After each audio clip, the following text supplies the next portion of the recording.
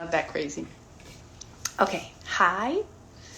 I'm just gonna check that I have all the connection ready. Yes, I do. All right. Hello, everyone. Happy to be here. Today we're going to be talking about when you're feeling nervous and anxious when you're auditioning or when you're acting, and if that's happening a lot.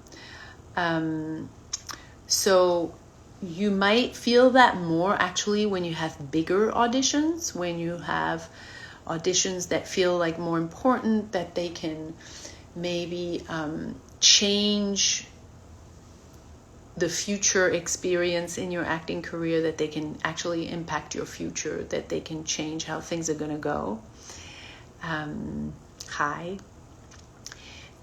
You might feel more nervous. You might feel more anxiety. So it might look like you're nervous that you're not good enough, that they won't like you, actually, that they will actually dislike the work that you're proposing. You may have felt that in auditions and in acting too, but probably you're feeling it more when you're auditioning, like with a magnifying glass. It's more palpable.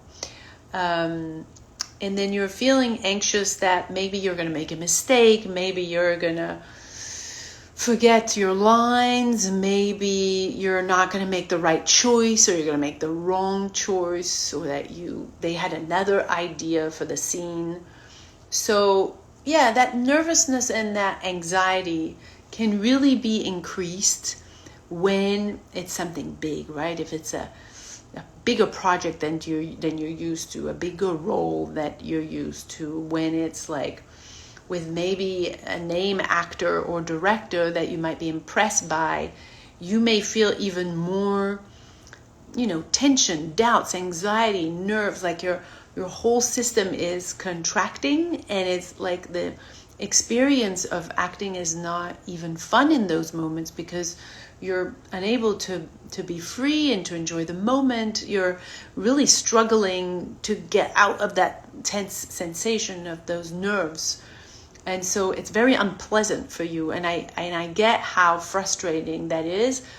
I see so many actors who come into our community, and I would say that that's the biggest complaint is like, I love acting. You love acting, that you're really so passionate about it.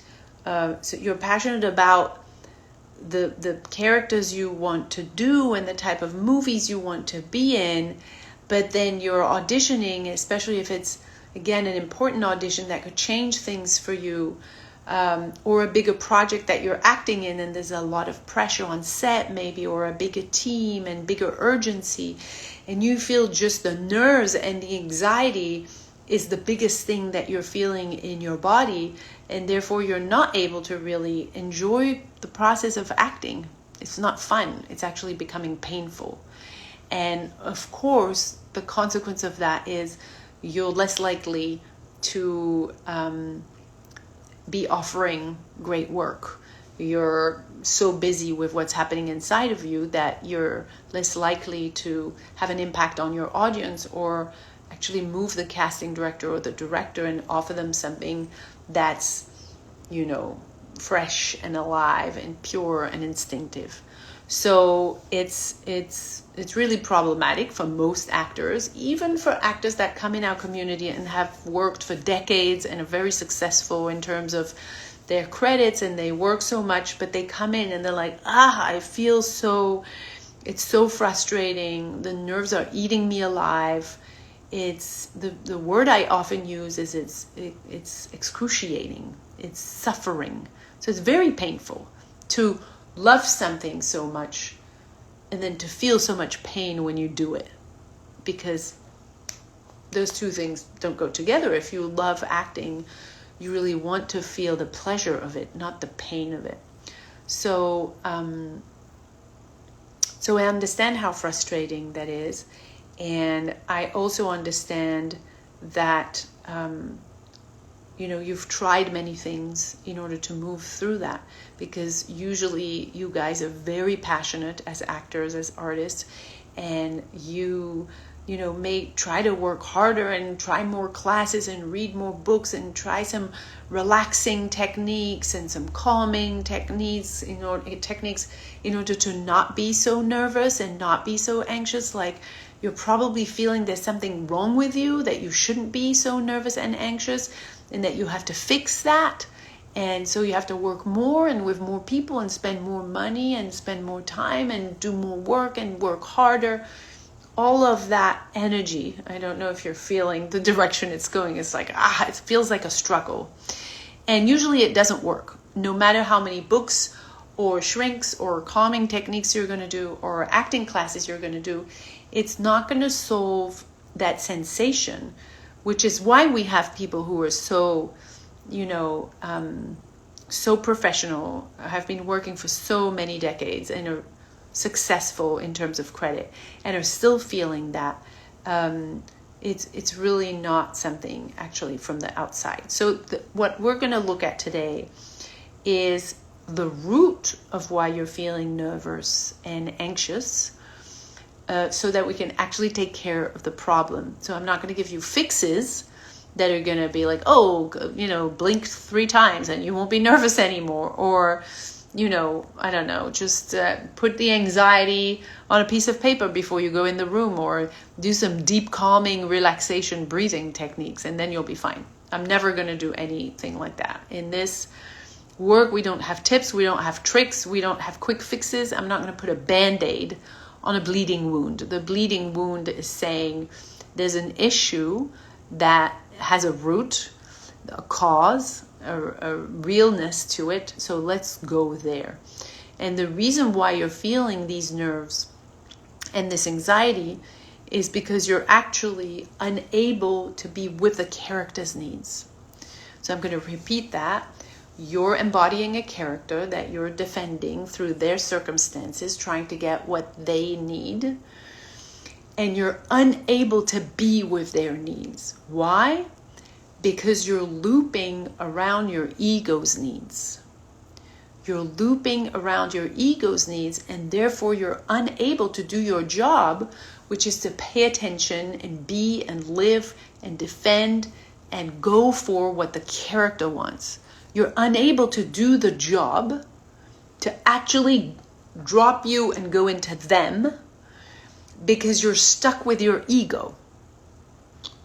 So what's happening is that your ego's needs are to feel safe, to win, to be better than others, to be validated, to look good, to be right, to be better than others, to belong, to be loved, to be liked, all the external stuff. Your ego wants that. That's what it needs. If it's there, if it's ruling your life, what it wants are those things. Safety, validation, love, in short. So because your ego is busy trying to get that from the role, from the booking, from being liked, from the outside, it's unable to not be there and for you to be really present and to be with the character's needs. Your ego is all that's left. It's like a coping mechanism in your system, and it's trying by any way it can outside of itself, not in the body, because it does not want to go in the experience. It does not want to feel the fear. It does not want to feel anything that's inside. So because it doesn't want to feel the truth of what's in there, the ego, it goes outside anywhere it can in an attempt to feel the love. Someone is saying yes, to be seen, to be safe, to be validated, to be acknowledged, to be connected, to be liked, etc., etc. So your ego is unwilling at this stage, incapable of being with the experience. Yeah, your ego is not your amigo, Megan. Unable to be with your experience inside. And in order to avoid that experience inside, it's going to look for what it should have inside, which is validation, love, all the self stuff that you take care of for yourself. And it's going to look and hunt for it outside. If I get this booking, if I do this scene right, Then I'm going to feel okay. Then I'm going to feel good enough. I'm going to feel worthy. I'm going to feel safe. I'm going to feel loved. I'm going to belong. I'm going to be okay. If I go to this class, if I read this book, if I buy this car, if I get this relationship, then I'm going to be okay. So it's attempting to get all the stuff that it would get if it was in the body outside, because it doesn't want to be in the body. Now let's cut to a deeper question. Why does your ego does not want to be in your body? Well, because you've been raised in a system where you've been asked since the very beginning, where you came to this world, to not be in your body, to not feel what you feel, and to not trust your instincts. You've been told to not cry, to not be angry, to not get scared, to be quiet, to eat when you're told, to pee when you're told at school, to really to listen to other authorities, but to never listen to your own authority. So you've been, there's some effect happening around me. So you've been asked to never, ever trust what's here, what's going on here. Oh, I have an emotion. I'm scared, I'm sad, I'm angry. I'm going to listen to that. I'm going to honor that. And it's nature, right? You came here with emotions. When you were tiny, before being conditioned, you were honoring your emotions. Scared, I'm yelling. Sad, I'm crying. Angry, I'm stomping. And then little by little, you were told that's wrong. You were told you were going to be punished. You were told love was going to get taken away, or you felt that. You felt there was consequences to listening to your truth. And so little by little, you started denying, neglecting, repressing, shoving it down, and not listening to any of that, and instead put a mask and another, an ego on top of it, a coping mechanism on top of your experience, so you wouldn't have to feel this, right? So inevitably, what your ego is doing, because it's taken over, is trying to get all the stuff that we get from just being in our body, which is, I love myself. I don't need to be validated by the outside. I am, and therefore I'm great.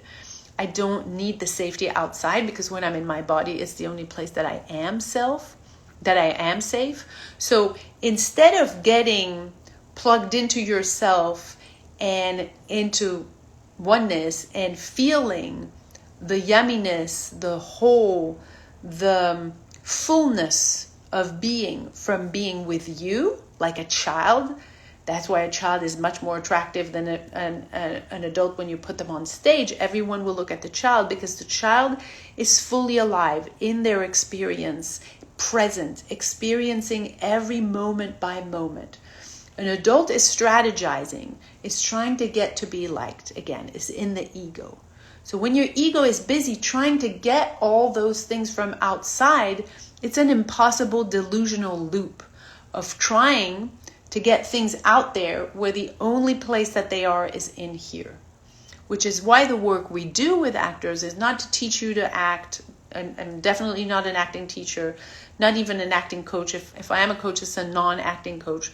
So we help actors undo those resistance mechanisms, the ego mechanisms, undo that resistance and get back into the body so that you could start hearing your instinct again, your truth, your freedom, your impulses, the stuff that only you have in the entire planet.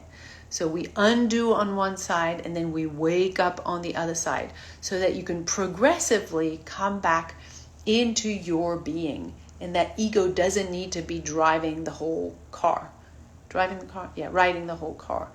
So when you're really, really with yourself, not afraid of feeling what you feel, sensing what you feel in your body, you're able to really embody a character and to actually defend their needs, because you no longer have to defend your ego's needs, because you don't need the validation from the outside. You don't need the safety. You don't need the love, the big belonging, because you're whole and complete as a person. You're present. You're here. You're full. Right? So when you don't have any ego needs driving your boat anymore, you're able to be present and therefore at the service of your character, defending their needs. When you don't do the work of getting yourself back into your body, into your truth, into your freedom, into your own energy, the ego is taking over. And it's leading some battles outside of you that can never, ever actually fill the cup of being with yourself. Yeah, I think that's it. So if you're feeling that this is resonating for you, and if you're feeling that, yeah, you're having a lot of nerves and a lot of anxiety before a big audition, or when you're acting on a more pressured set or stage, you can type free 100 in the comments, and then we can start to send you some free trainings so that you can see if this is something that you want to look into. If you're feeling like, oh, I've tried the classes and I've tried the teachers and I've been doing the same thing without results for a long time now, I've tried to learn acting, I've tried to get better, and I've tried to improve and learn from bigger teachers, and I'm still feeling unwell when I'm acting, and that you're like, I'm ready to cut through this and come back home, then let us know, and we can check in with you and see if this work would be right now perfect for you to move into. That's it. Free 100, and we'll send you some information. All right. Thank you, guys. Good seeing you. Bye.